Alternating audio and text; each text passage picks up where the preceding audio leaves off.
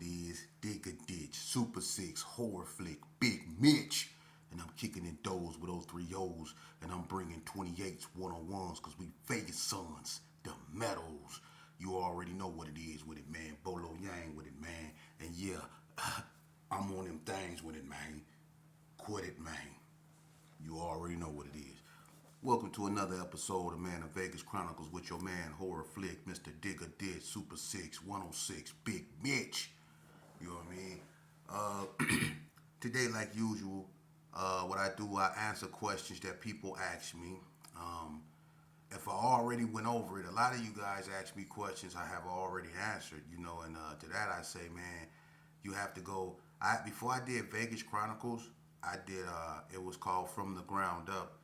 It's a lot of them on my lives. I don't really do lives no more yet. I'm gonna start back, but if you look on my lives, you will see a lot of From the Ground Ups. That's basically deal with a lot of things that I talk about on Vegas Chronicles, man. So if you want to know things, you know, because somebody asked me about Delmonico, and I spoke on Delmonico numerous times, you know, and I'll speak on it a little more. But my thing is this here: the best people to speak on Delmonico will be people from Delmonico.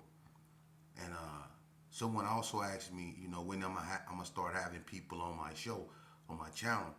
And you know, I wanna build my platform big enough so when people do come on and they do bring their message, that it reach, you know, a lot of people, more people than I have right now. You know, I want the message that, you know, when we talk or when they give their history, I want it to get out there like everybody else got theirs out there. So I'm just growing my platform, you know. But case in point, let's get back to what I was talking about. Delmonico. Look, Delmonico is one of the oldest gangs in Vegas. Okay? And you know, especially back in its heyday, it was one of the most reputable gangs in Vegas.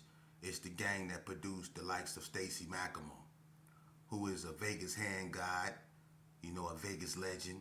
You know what I mean? When it come to fighting, his face is on Mount Rushmore when it come to having hands. You know what I mean?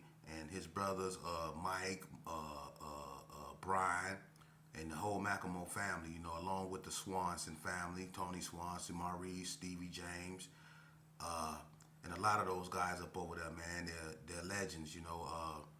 Seldom Slim, Grover, June Brooks, all them dudes up over there from Delmonico, man, you know, is reputable dudes, man. And like I say, they're one of the oldest gang, and a lot of people don't know about TT. TT is one of the faces up over there too, and he's been locked up for over 40 years. And the Delmonico, which means bite the dust, BTD, and they number is 101, which means one-on-one, you know, like head up, you know. But the Culversons and all them, you know, that they're a reputable neighborhood, man, and they align themselves because of family ties, you know, with the Donna Streets. You know, I mean, Boo Boo, who was from Donna, you know, he a Swanson, and the Swansons are Donnas and BTDs. You know, just like Zeke. Zeke is from Donna Street, but you know his brothers Cassio and Lump is from Donna. But that's how that go. You know what I mean? So that's, you know, what I'm gonna say about Delmonico. You know, they're old gang.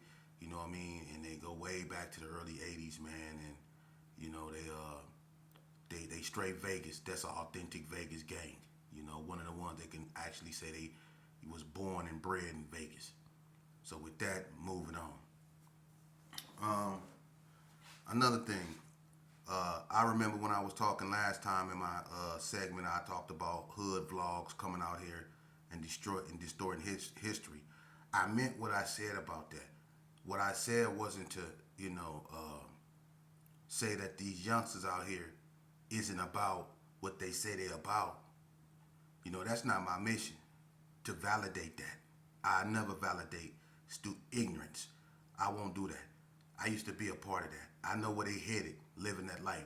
So I won't validate that. But what I would say is this here, that what y'all showing, when y'all say going to Vegas roughest neighborhoods, let me explain something to you, man. The truth about Vegas. what neighborhood really can claim they're the roughest now? If you ride through the neighborhoods, the ones that's left in Las Vegas, because several neighborhoods are gone. The Gerson is gone. The old Winslow Park is gone. Cary Orange, both of them is gone. The original Brownies is gone. The original Madison Terrace is gone. It's so many places that's gone now that used to be up. So when you say you riding through the roughest neighborhoods, just what neighborhoods are you riding through? And the ones that's not tore down, like the coast and other places, you know, they're not active over there. They're not. Dudes that moved on. They have moved on. The ones that was they're gone. So when you say you rolling through the roughest neighborhood, if you don't cut it out,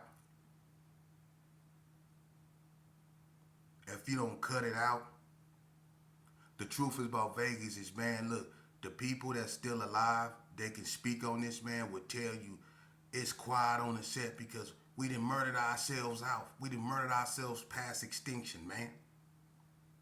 Let every hood, people that got they mind still, that ain't burnt out, take roll call from every hood. And I mean the original hoods from Vegas. The original hoods from Vegas, like the Gersons, the 60s, the NTGs, the Donnas, White Street, Hustlers, ABMs, Piru, West Coast, PB, Hood, 50s, 40s, BTD, Sydney Sioux Village Gangsters, Brownie Boy, 40 Block, even the Pinoy Boys, the Reap Boys, Little Locos, Los Hermanos, Sanchucos, 28th Street, KBs, take roll call. What's left? Huh? What's left? Who left? It's over with. It's over with, man. Now, what it's time to do, because like I said, I was not going to use my platform to glorify gang violence. We can speak all day about what happened in Vegas, and other people need to speak, because I can't narrate everything that went on in Vegas. I was locked up for 20 years. So when I left the streets, it's so much stuff that went on that I wasn't a part of. You know? Like that war with the NTGs. I can only be in the penitentiary and hear about what's going on. But it was the people out here that was actually participating in that.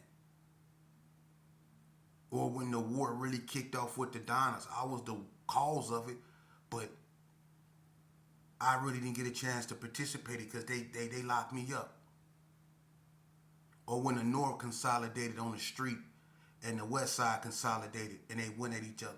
See, you got people up out there that got to narrate that, man. That's a whole movie right there. Because that's where we start losing everybody. In them wars right there, when the Backstreets came out here. See? We had what we had that was going on in prison. But the only thing that really happened in prison, I'm going to tell you, is that the ones that had a long stay, all we did was sit back and watch people continue to leave and come back. And then at some point in that time, they got knocked down on the street. And we was like, damn. They done been in and out of penitentiary 2-3 times and they end up getting killed. We sat back and we watched everybody murder themselves, even the ones that had a long time that did 10, 12, 15 years in prison. They got out and got killed. They got out and got killed. For real. All these brothers, I mean, one of the most saddest ones, man, was this, and I speak on this because that was my partner. And I remember from the incident when I was in Vegas Chronicles, I was in the Indo Mall. I told y'all about that when I was up there with some of my homeboys, and the ABMs came up in the high top, all them. and they got at us. I got knocked all up in some LA gigs, and they beat the brakes up off us up in there, right? But one of the dudes that was up in there, his name at this time was C-Nail. He was real tall. His name is Cornelius. Tall, dark skinned, bald head dude, had a little gap in his teeth. You know what I'm saying? His name was C-Nail, right? Now, after that incident, you know what I mean? I mean, things happened. We was at it at that time, and they called me. You know what I mean? It was times when I caught them slipping, and it was what it was. But as time went on, me and him got cool. We ended up in Tennessee together. Me, him, Dan Lowe, Cyclone from Little Locos, Sergio Martinez, all us. We was all in Tennessee together. So me and him got cool. He was a hell of a rapper. Y'all might know him as Big Wrecking Ball, right? And we ended up going to the joint. We ended up in the joint together, me and Big Wreck. And but something happened with Big Wreck. Big Wreck gave his life to God. Big talls, wide shoulder dude, real big dude. Look like he'd give anybody a problem. Real tall dude, man. But he gave his life to God. You know what I mean? He had him a little. I don't know if he married her, but he had him a white female. You know what I'm saying? Over there in Fernley or whatever. You know what I'm saying? He was doing his thing. We was at NSP together. He was up there with A-Train, 7A, Lace Dog, Duke Daddy. You know what I'm saying? All in. We was all on the yard. You know what I'm saying? And he was more or less, on his godlyship. And I used to talk to him. And I was like, man, I love the transformation, because I was at that point to where I was starting to make mine, and I was like, man, I like that transformation you made, man, and how you found peace, man, and it's working for you, man, and you seem happy, man, and he was on his way home from doing. Rec did about 15 years, somewhere up in there. He did a lot of time. I don't know how much exact, but a lot of time, and he was on his way home pretty soon, and he just, he wasn't finna let nobody, stop him from being focused. And I remember an incident between, I think, A-Train and one of the Donnas, you know what I'm saying, up there, and he had to go, get involved in that, but he was basically, he wasn't letting them, he told them he not gonna let them turn them back. I'm not a part of this no more. And he told, his, I guess the ABMs, if people getting into stuff around here, y'all stay out of it. If it ain't got nothing to do with y'all don't get in it, you know what I mean? Because y'all gonna get me in trouble. So he basically was trying to lead them right. And I respected that, man. He wanted to go home. He'd been down a long time. So, I ended up getting sent to Ely because I just couldn't, stay out the way, man. I was trying to make a change, but my heart wasn't in it at that time. I ended up getting sent to Ely. You know what I mean? Big Rec, he ended up getting out. And one day, somebody came to me and said, hey, Sheep, hey, you heard about Big Rec? I said, what you mean? He said he was going to get out and go to Fernley. He said he wasn't even, what you mean? Did I hear about him? He said he was finna go. They say, nah, man, they found Big Rec dead, man. I said, what you mean they found him dead? He said, yeah, man, they found Big Rec dead. I was like, I was messed up, man. Big Rec got out and got killed, man. I don't know what happened. I ain't got nothing to do with that, man. I don't know. I was in a joint, you know what I mean? But say Rec got out and got killed, man. I couldn't believe it, man. I ain't finna go into what happened because I won't, I don't know if his family will see this. I don't want to go into none of that, but it's just this game, man. It's a cold game, man. It's a cold, cold, cold game, man. And there's been plenty more people that got out and lost their lives, man. And it's sad, and you youngsters and you vloggers that be coming out here. First of all, you vloggers that be coming out here, man. We lost a lot in Vegas. We have. The last thing we need is for people that don't know nothing of Vegas to come out here and distort Vegas history. For real. People that lost whole neighborhoods, man. We lost a lot out here, man. Don't you know what? It's one thing to come out here, man, but know what you're doing when you putting cameras in people's face, man, and you talking about rough neighborhoods, and you over there in Naked City or Sierra Vista, some goddamn well. Since when them being considered rough neighborhoods? Naked City and places like that, where Naked City used to be. Sierra Vista, are you serious? When was that considered rough neighborhoods? That's not Vegas. That we consider that like outskirts of Vegas. Where it used to go down at, everybody know where it used to go down at. Wasn't nobody over there in them areas like that but meth heads and out of towners. Or crackheads and out of towners. Wasn't nobody over there like that.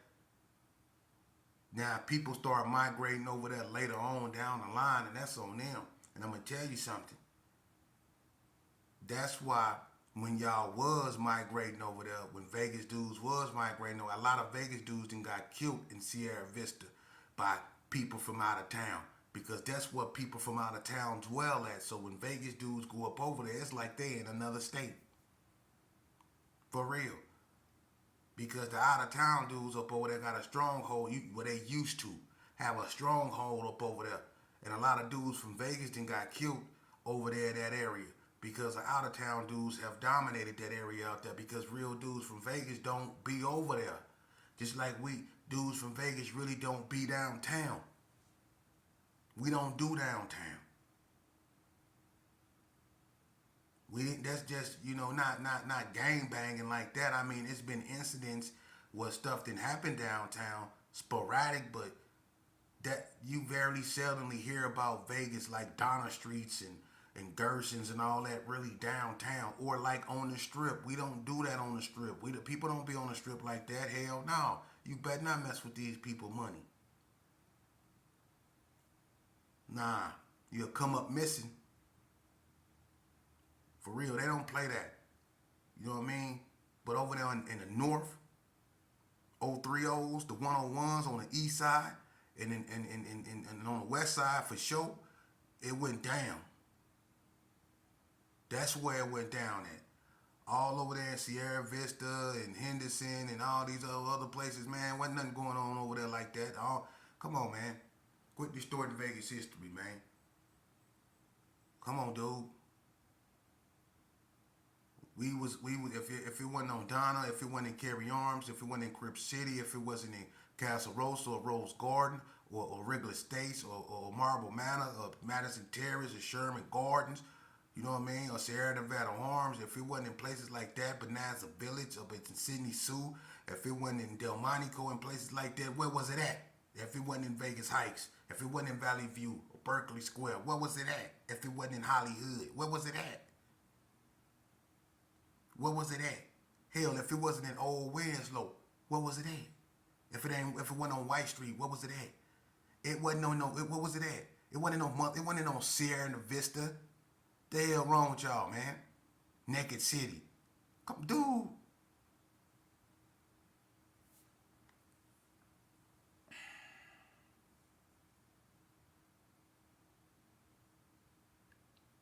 And that's what. Boy, this crazy. Boy, this crazy. It's crazy. It's crazy, yeah. It's crazy, yeah. But I tell you what, man. I'm gonna start having people on, that I can, that want to spit, their history. But, to people that, that want to, that's willing to do that, man. Understand this here is not about the glorification of it. It's about what what we did, acknowledging what we did, and looking for ways to prevent it from rehappening, because it's just a cycle, and it's mutating to something we can't even recognize no more. The stupidity, the anger that these youngsters is demonstrating, the pathological behavior you see being displayed, not only defines the definition of mental side, but it shows you just how engraved that this self-destructive type of thinking has carved itself into our culture. We have to understand that, man, it takes all hands on deck for us to be able to move this, man, because these youngsters is at a point to where it's no turning back with them. They don't see no future.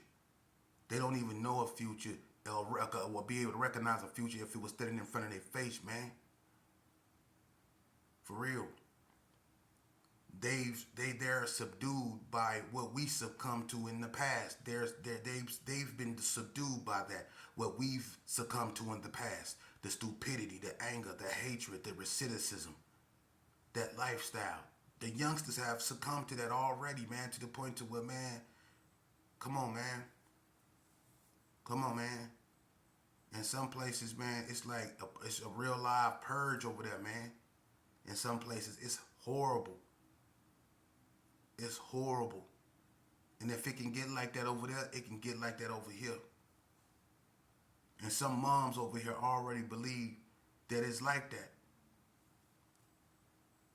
I just talked about one of my best friends getting out of prison. I was in a room with him. Good youngster. All he did was read books, train, box, do all that. Was living a good life. Only to get out and get killed. Soldier Slim from 40 Block. Only to get killed. Man, y'all got to understand, man. Look, man, for anybody to feel good about another person losing their life in this street, it's something real sickly about our culture, man. It's something real demonic going on, man. Because I'm gonna tell you something. I've been there and I've done that, and I did the time for it, And I'm gonna tell you something. It's not worth it, man. I can understand a person defending themselves or their family, but just to be out here doing it because that's the trend, this gangsterism, because of the music we listen to, because of the stuff you see or hear about way back when, to be out here doing that just because, nah, man. Nah. We've been through that, so y'all don't have to go through that. It's just like slavery. Our ancestors went through what they went through, so we didn't have to go through it. We went through that. We went to the penitentiary. We gangbang, and we should have did that if we was gonna do that, so our children didn't have to do that. So we will be able to take that indirect knowledge, right? And explain to them, this is what's going to happen to you if you live this destructive way of life, man. I lost my childhood friends because I thought like this at one point in time, because I shunned school, because I disrespected authority, because I didn't listen to my parents. I couldn't be told nothing. I wanted to be grown. I wanted to hang out in the streets. So I ended up like this here. I ended up hurting people. I ended up getting hurt. I ended up in a penitentiary. And that's what awaits you. This is why you go to school. This is why you humble yourself. That don't make you no punk. Humbling yourself makes you smart. For real. You don't have to prove you tough. The fact that you know you are, but people perceive you as weak, give you the advantage.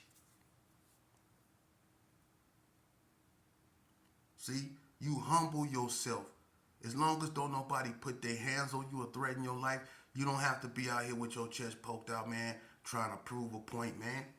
For real, if a person think that you are weak and you know that you're not, let them keep that disadvantage. That gives you the advantage because you know who you are. And that's what black boys get caught up the most, because they feel it's a rite of passage to have to prove themselves to other people. Well, in fact, they should be content with who they are. When you know who you are, that's all that matters. It's not your job to go around proving to everybody who you are when you know who you are. Now, if you don't know who you are, it's going to make it easier for somebody else to define you, which means it's going to make it easier for somebody else to send you on a dummy mission. It's going to make it easier for somebody else to trigger you. It's going to make it easier for somebody else to manipulate you. It's going to make it easier for somebody else to dominate you when you don't know yourself. But when you know yourself and you comfortable with being who you are, you stay in control of yourself, regardless of what anybody say about you. And that's one of the most critical things when it comes to gangs, because a lot of gang members succumb to what people say about them. You can't lose a fight. A Gershon can't get beat up by no blood because the other Gershons is gonna clown him. So instead of him getting clowned every day, he'd rather see that blood dead, or vice versa. Back in the days, when the OGs fought, it was what it was. You lost, you lost. You live to fight another day. You see that person again, y'all get back at it. You lose again, it is what it is. You find somebody you can whoop. Change the conversation. You didn't kill him.